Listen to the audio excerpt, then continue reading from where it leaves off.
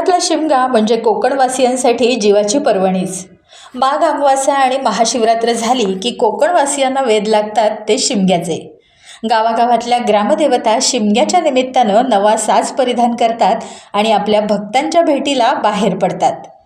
याच शिमग्याची सुरुवात होते ग्रामदेवतेला रूप लावण्यापासून। गावातले गावकरी मानकरी ग्रामदेवतेच्या मंदिरात गोळा होतात आणि देवाची आज्ञा घेऊन रूप लावण्याचा कार्यक्रम सुरू होतो।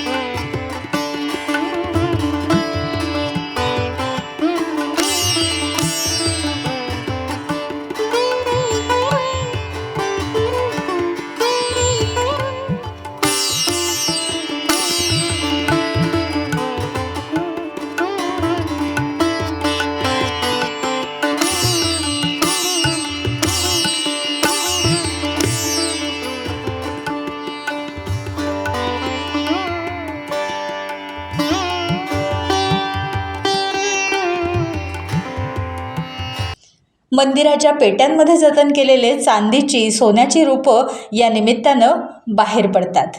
ही रूपं म्हणजे काय तर देवदेवतांच्या धातूच्या मूर्ती। ही विधिवत पूजा करून या रूपांना सजवलं जातं।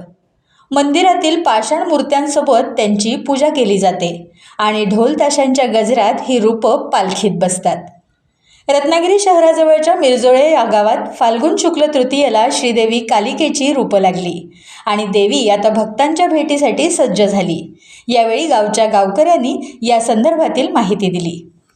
मिरजोळे गावची ग्रामदैवत श्रीदेवी कालिका, श्रीदेव कानकोबा आणि श्रीदेवी वाघजाई आज फाल्गुन शुक्ल पक्ष तृतीयेला आज आमच्या कालिका देवीचा रूप लागतं आहे 3 देवांचं। आणि आज ही जी देवस्थानं आहेत ही पालखीमध्ये विराजमान होणार आहे। वार्षिकप्रमाणे आम्ही नागपंचमीलाही रूपं लावतो, परंतु काही आता आनंदाचे काही प्रसंग आहे कार्यक्रम आहेत त्यानिमित्तानं आम्ही ही जी रूपं आहेत ती आज लावलेली आहेत। त्यानंतर पालखी 2 ते 3 दिवस आमच्या या मिरजोळ्यातल्याच या देवळाची जी सान बांधलेली आहे त्या सानेवरती बसून पालखी राहणार आहे। आणि त्यानंतर जी वार्षिकप्रमाणे सीमेच्या बाहेर जाणारी पालखी आहे ती पंचमीच्या दिवशी सीमेच्या बाहेर जाणार आहे आणि बाहेर तिची वस्ती होईल। आणि अशा प्रकारे हा जो कार्यक्रम आहे वार्षिकप्रमाणे पुढील जो कार्यक्रम असतो की एकदा ची पालखी सीमेच्या बाहेर गेल्यानंतर